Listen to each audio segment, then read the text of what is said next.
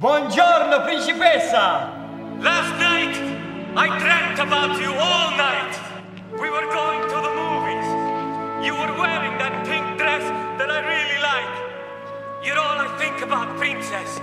You're always in my heart.